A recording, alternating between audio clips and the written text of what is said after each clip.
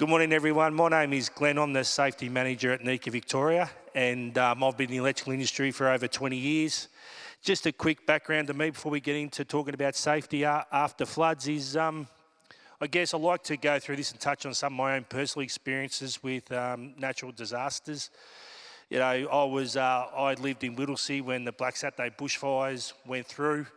And while, bushfires and floods aren't the same thing, the natural disaster side of it is seeing the devastation on people's faces, being involved in the recovery, having to rush out of my home when I pulled the blind up at 3 o'clock in the afternoon and saw orange and grey and black smoke going past my house, and having the police knock on the door and tell me to leave. It was an interesting experience. And, at the time my youngest was a week old.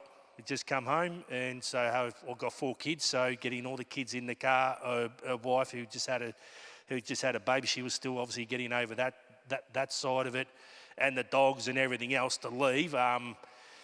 Was an interesting afternoon, needless to say. But then coming back the next day, getting phone calls from my community and my friends saying, "Look, is your house still there? Are you okay?" and all of that.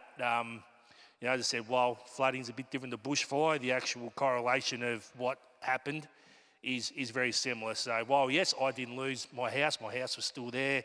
Everything was there. I lost some friends in that bushfire. Also, friends who lost their houses and livestock and all of that. So it was a really interesting time to go through, and one that hopefully I don't have to worry about again, to be fair. But so just thought I'd give you a bit of a story. So I said, while I can't sort of talk to the flood, I can talk to, helping communities and doing all that. So the things we're going to cover today is we'll cover off mould and disease, which is very prevalent once you have a flood come through, because the conditions of the weather will impact on mould growth. Obviously going from, wet to hot, that gives it that emphasis to grow, and the mould spurs.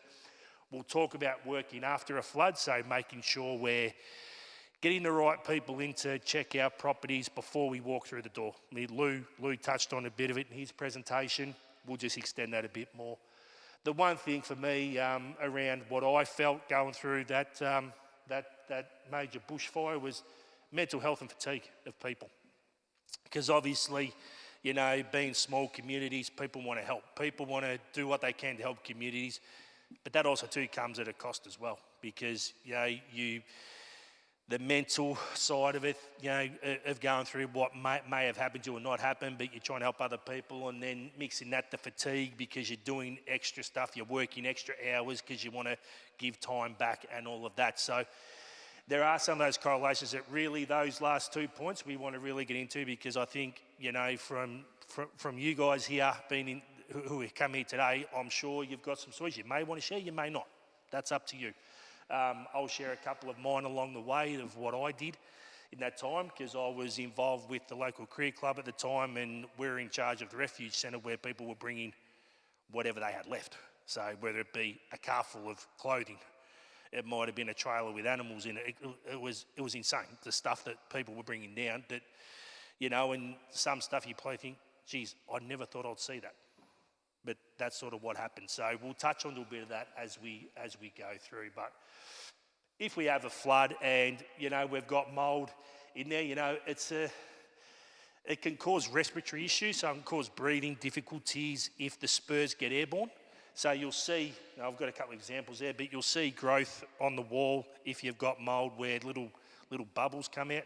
Just make sure you don't touch them unless you know what you're doing. So get a professional in to come and give you an assessment on what the best next course of action is. Don't just go thinking, I'm going to go clean it myself if you don't know, because that can cause respiratory issues. It can cause allergic reactions. It can give you allergic reactions to touching that. It can cause asthma infections and other bits and pieces. So just make sure that before you jump in and start to do stuff, if you're not quite sure, go and ask a question.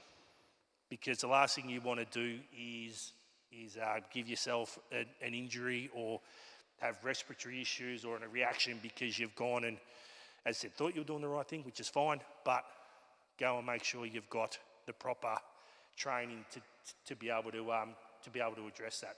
Mould's very visible, it's got a musty smell to it. And as I said, get professionals in to give you the right advice before trying to attack it and get rid of it.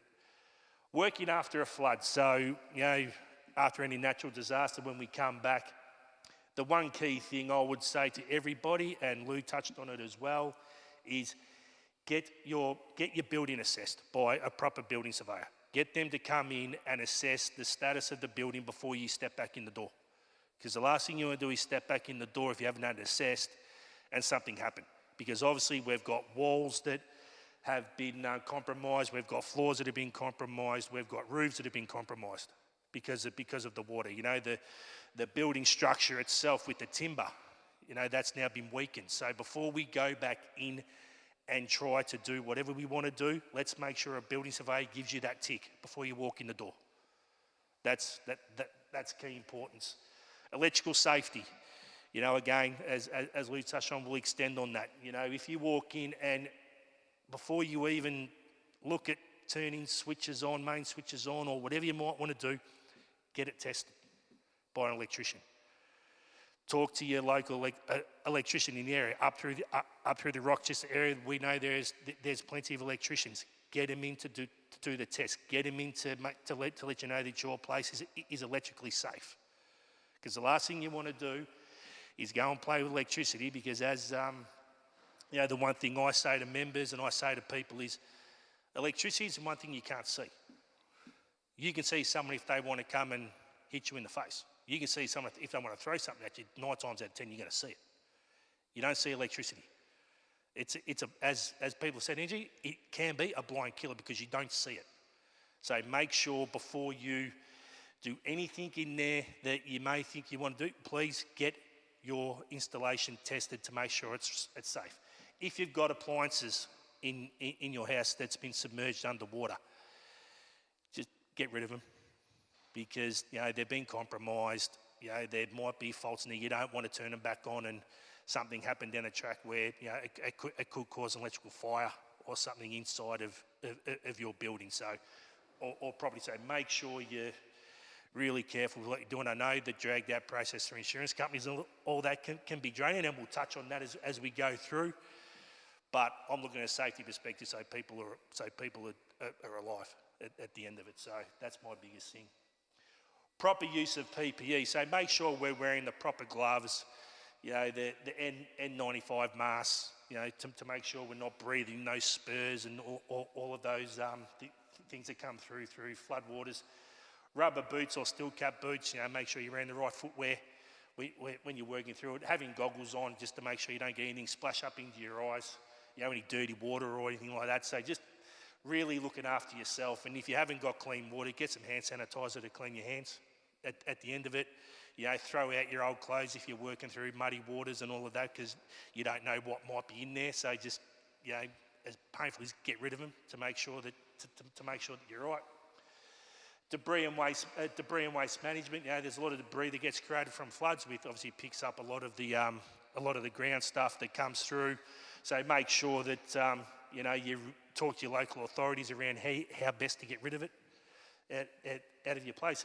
Health and hygiene, as we said before, soap and water if you can, if you've got clean water. If not, it's hand sanitizer to really give your hands a good clean. Air quality can be affected. So just like during COVID times when we had our HEPA ventilators to clean the air, get some ventilation in there to make sure we're cleaning the air, to make sure we're breathing in the good air. So we'll move on to mental health now. And again, as I was saying before, a lot of this stuff when we go through, Lena's got some flyers here for the Hunter Link EAP program, which we give to our members at NECA. So some things that may experience, and I'll talk about some of the things that I saw and experienced during my time from a personal experience point of view, was, acute stress and anxiety. You're seeing that on people's faces, because things are pretty devastating when you go, geez, is my home still there, or are my animals still there? Whatever that may be, that's pretty hard to deal with. So, we dealt with, I saw a lot of that during that time, and I'm sure there was a lot of that up here during the time of your floods, when not knowing what was left and what wasn't, not knowing what was okay and what wasn't. it can cause a lot of stress, and anxiety. Post-traumatic stress disorder, PTSD, again, something that, flashbacks that might have happened during that time in the community. Some people may endure some nasty nightmares, and kids as well. It's pretty traumatic on children who are living through these types of scenarios. So just really making sure that they're getting the supports they need is important. Depression being your loss of property, displacement, changes in changes that are going on around, maybe changes in appetite, changes in sleep patterns, all these different things that can cause some depression. Obviously, grief and loss, which I know through my time, through going through Black Saturday, there was a few people that I knew that sadly lost their life, which was a bit hard to deal with. Adjustment disorders, changes in life conditions. We've come from having our house and having everything there that's nice to then going, okay, now what? Because we've got to start again. And it's all hard stuff, and stuff that, while me standing up here talking about it, again, I've got all my stuff, but knowing people who lost was really hard to sort of deal with. Social isolation, people may withdraw themselves, have that social isolation. They don't want to be out in the public. They just want to draw themselves back in and back into their own little space. Again, I think, social interactions with people, having that time to go and debrief and talk and get out there is healthy, and it's really important amongst everybody. So a lot of that, and then we talk about resilient and post-traumatic growth after that, and increased risk behaviour. So we talk about increased risk behaviours because stress and anxiety and that can deal with people in different ways. Some people may turn and they just slightest thing triggering them in certain things where previously it didn't. So it's just looking for those little behavioural things. And no expert on it, but I had a lot of years of coaching sport and seeing people who roll up. One night they're happy, they're joyful, they're everything, they're really good, and then the next night they're a bit flat because something's gone on in their world that's turned them to be flat. So it's just having the courage to say to that person, "Are you okay?" And if they say, "No, I'm not," just listening, taking in what they're sort of saying. You may not have the answer, and that's fine. If you haven't got the answer, that's cool. But being that sounding board for them to be able to talk to in little communities, and I saw that at Whittlesea when we were doing the recovery. It's huge for people who are struggling a bit. It was massive. So just making sure that we're looking after our own and doing the right things. The next part I want to touch on is fatigue, and fatigue has become really big, especially at NECA through our contracting world, but also too when we're talking about natural disasters and we're talking about recoveries and rebuilding and all of that. Fatigue is massive because all of a sudden you've gone from, as you know, you guys, because you've gone through it. So you've gone from your nice, your happy life with your house and you've got everything there, to all of a sudden now, I've got to go to work. I haven't got a home to go to, or my home's underwater, or there's stuff I've got to do there. So I've got to make sure I've got people working on my house. I've got to go do my job to make sure I've got money coming in to put food on the table. I've got to make sure that everything else is right around me. So all of a sudden, our levels have gone up through the roof of stuff that we need to do. So physical fatigue, we talk about the demands of clean up. Because all of a sudden you've got to come back and you might be ripping carpets out, you might be pulling out appliances, you might all this stuff, or you might be getting trades in to do that, all of this stuff. So the physical aspect of cleaning up, which goes outside of your day-to-day work, is huge. Because all of a sudden you've gone from maybe doing a physical job where you're working 8-9 hours a day to then going, okay, now I'm doing 14, 15 because I've got to come home and clean up my property. So I've got a lot of stuff on it. I said all of the stuff I just mentioned before. So that physical fatigue, will kick in at times because you'll just feel drained and you'll have nothing left in the tank. The mental fatigue, again, probably one where a lot of people may not think much of, but you think about decision making. You know, you might be an employer who's got employees, and you're making decisions on what they're doing at work. But then you've got to think back, okay, hang on, who have I got coming into my place? You know, so I've got to make decisions there. So all of a sudden, our decision making has gone up, which can cause some fatigue, because we might feel drained. We might feel, geez, we're tired, because there's so much going on. So it's just trying to really have and again, it's hard, but trying to really set a clear plan that you can work to, that is going to be workable. And again, I said it's hard because we want to try and get everything done. So, you know, I'm mindful of that. But from a physical point of view or mental point of view, just really having a clear, concise, all right, I know I've got to do A, B, C, D, and I'll go and work through it. And if anything else comes in over the top, I'm going to try and prioritise that at some point, but I'm going to stick to what I know for today and then move on to tomorrow. So taking things day by day and trying to slow down a process so that it doesn't overrun you as a person. You know, emotional fatigue, you know, if we, you know, if we have grief and loss, we spoke about before, you know, whether it be pets or whatever it might be, you know, it can cause some emotional fatigue because it's, you know, it's not nice. So, you know, really again, using your supports around you to help you get through that. Your supports in your local community are huge to be able to get through this type of stuff. Compassion fatigue, you know, we just spoke about communities. You know, the one thing that I did, I said I had a week-old baby at home, and you know, a wife who was still trying to get off the couch because she'd had major surgery, and I had 3 other kids at home.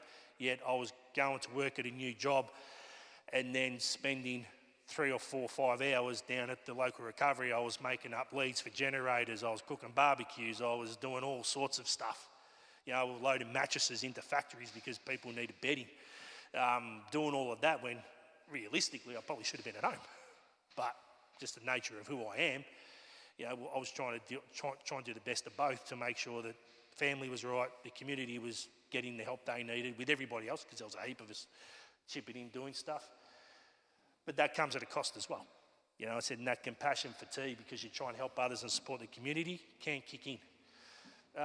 Recovery fatigue. Due to the length of process, we talk about insurance companies, you know, and we all know dealing with insurance companies, that can be a dragged out process of trying to get stuff done. You know, you're sitting on hold for however long trying to get through, and then you get through and you don't get the answer you want.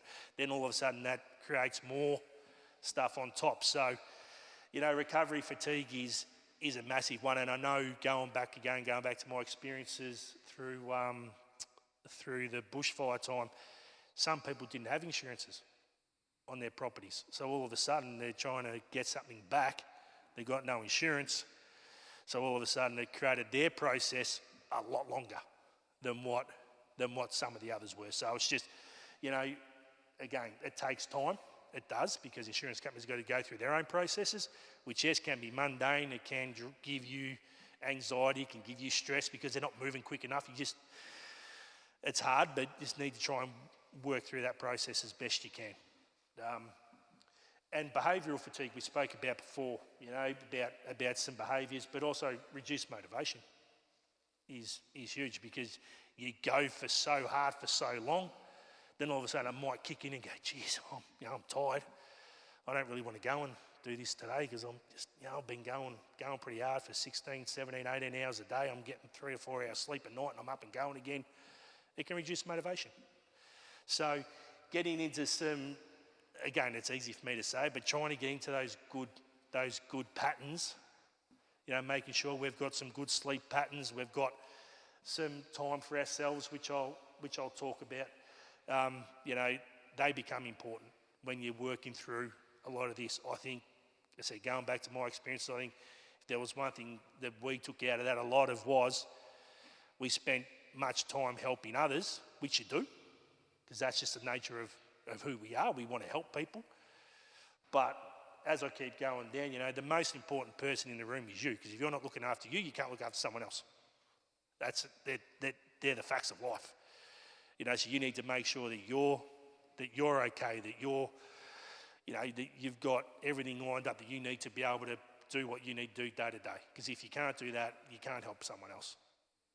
And that might mean you have to withdraw from doing some stuff to go, no, I need to worry about me.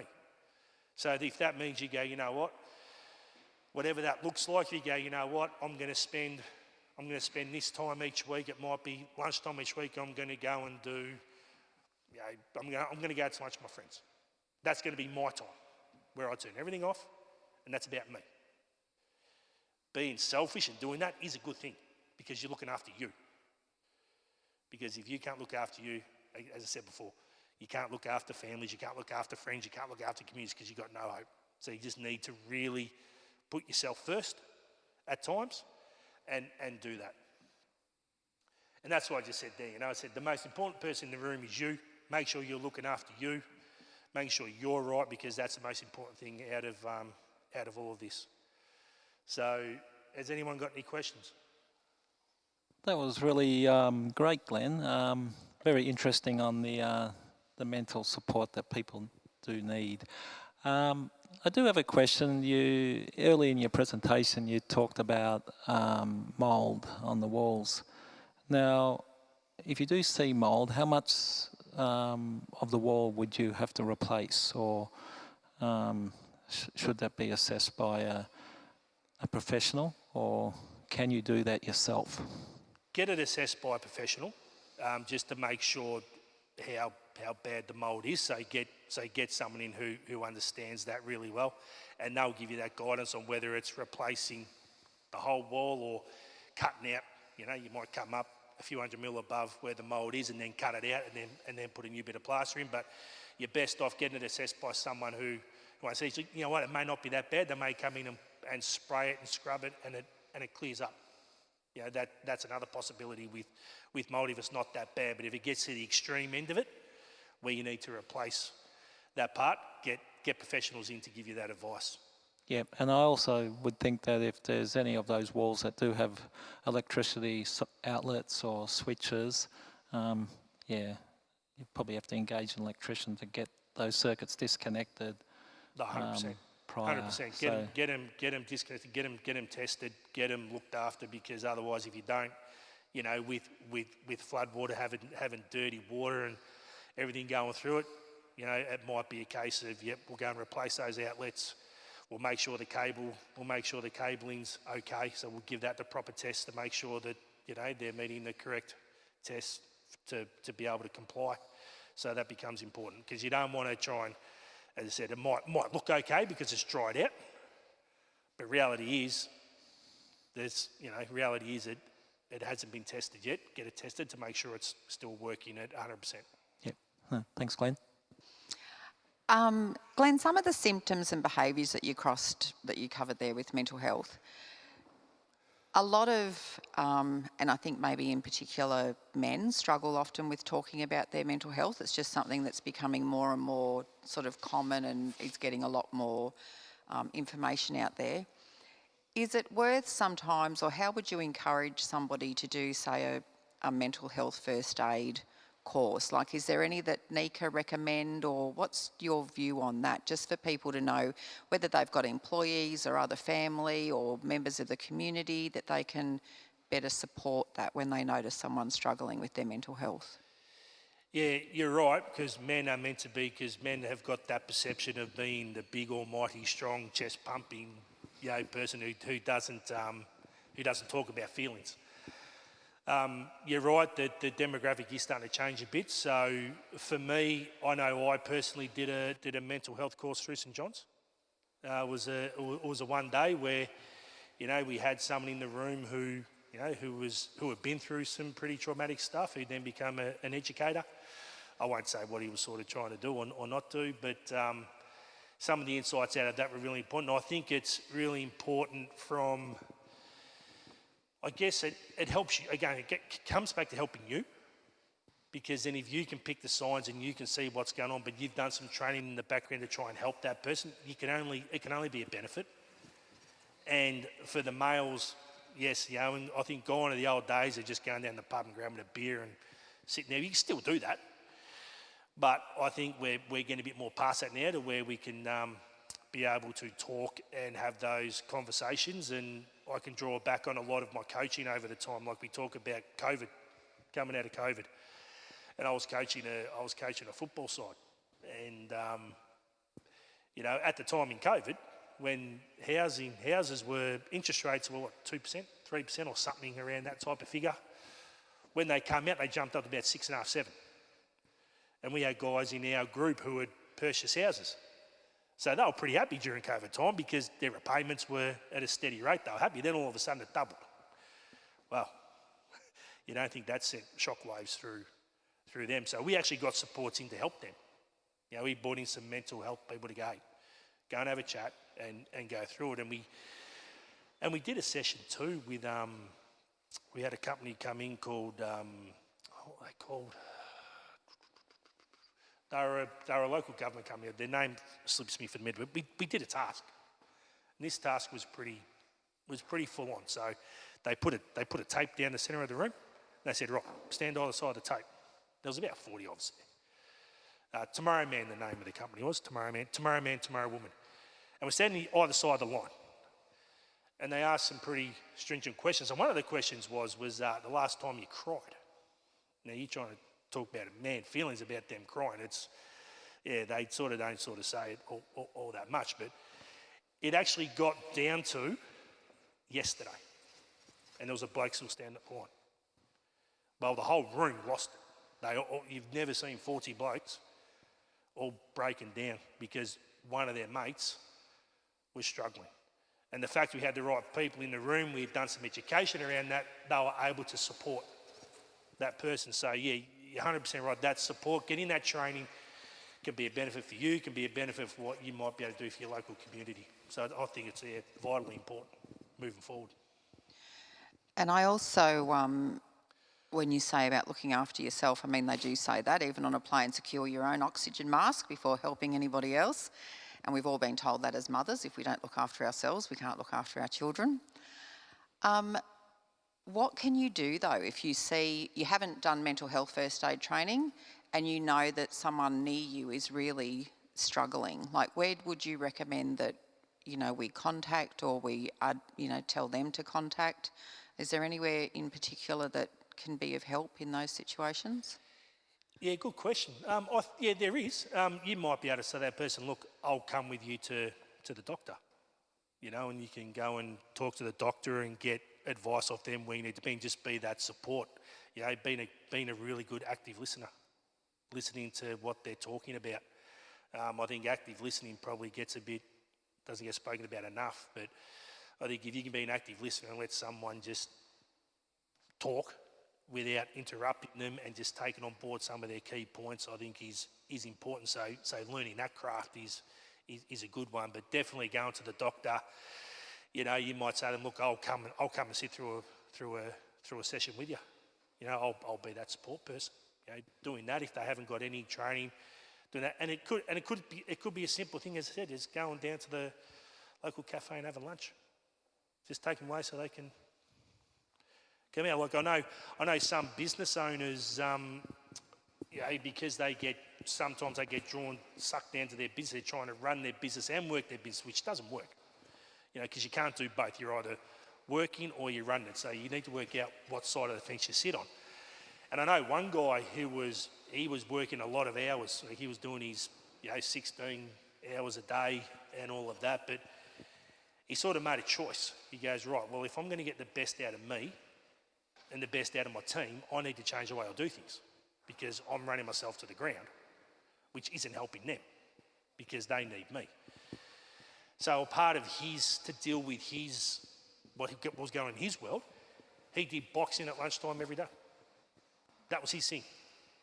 He goes, every day between 12 and 1, that's it, no calls, no nothing. He went and did boxing. And all of a sudden, because he was doing what he wanted to do, that improved his, obviously, physical side of it, and improved his mental side of things because he was happier, because he was taking that time out for himself. But also, too, for the business owners in the room, his profitability of his business skyrocketed because he was giving more responsibility to his team to say, hey, you guys know what you're doing, go and do the work. And he was making sure he was holding up his end of the bargain with looking after his business. and his, as I said, his business growth went through the roof, which was really good. And sorry, I've just got one more question. So is there a place in there at all? I think at the start of your presentation you mentioned an EAP. Yep. What's that? So that's an employee assistance program, which, as I said, Lena's got some flyers up the back. So what Nika did back in just on as COVID started, we engaged in Hunterlink to get an EAP program. So what that does is you give them a call, or you can send them a message through WhatsApp, however you want to contact them, and they will put you in contact with a professional trained person who can help you with whatever they say, whether it be, it could be alcohol, it could be gambling, it could be physical, whatever it is. They'll get you to the right person to have that conversation. So the EAP program for employers to pass on to their employees, because the employee doesn't know what they're going through every day. So just to have that support, and we don't find anything out from Hunterlink. We get told a number.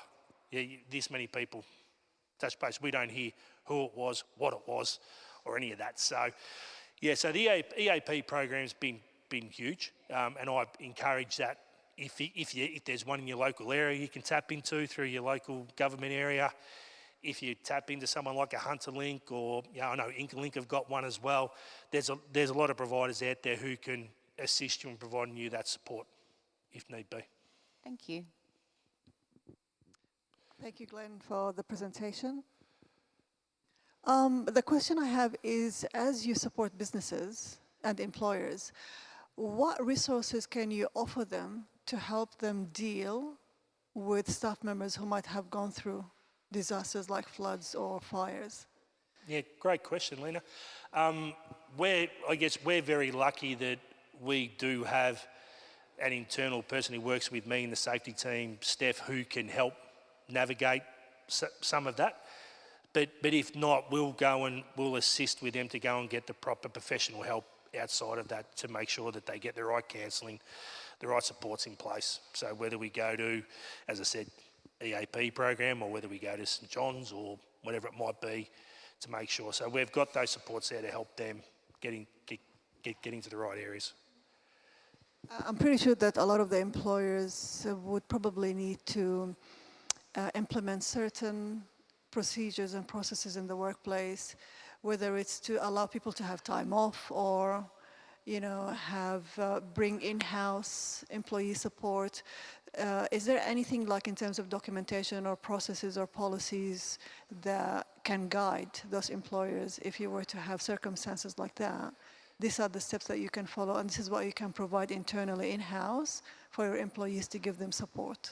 Yeah, 100%. There's one thing that we talk about a lot with employers who can support their employees is by, allowing them to go to their appointments during work hours. Give them that time during their work hours to go. If they need to go to a personal appointment, give them that time.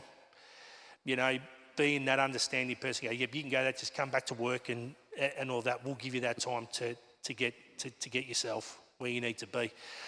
So a lot of that, and we talk about, I guess one thing that's going to come up at some point in the next, we've been saying it for a while, but around the psychological safety in the workplace.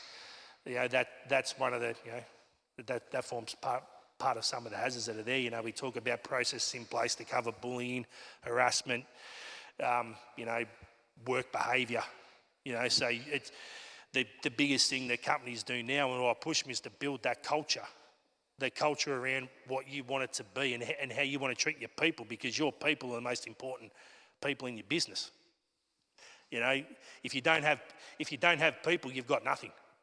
So treating your people the right way, having a great culture where you go, yep, and they've got the confidence to come to you. So you've got to be that understanding employer where they've got the confidence to come to you and go, I've got this going on. I need to go here. Is this okay? And then employee being understanding to be able to go, yep, you know what? I'll let you do that. So there's plenty of ways that can be done. There's plenty of advice that NE can do. There's plenty of advice that the BSH can provide to members around that support. So please, if that's going on in your workplace, or don't reach out and have a chat to the teams.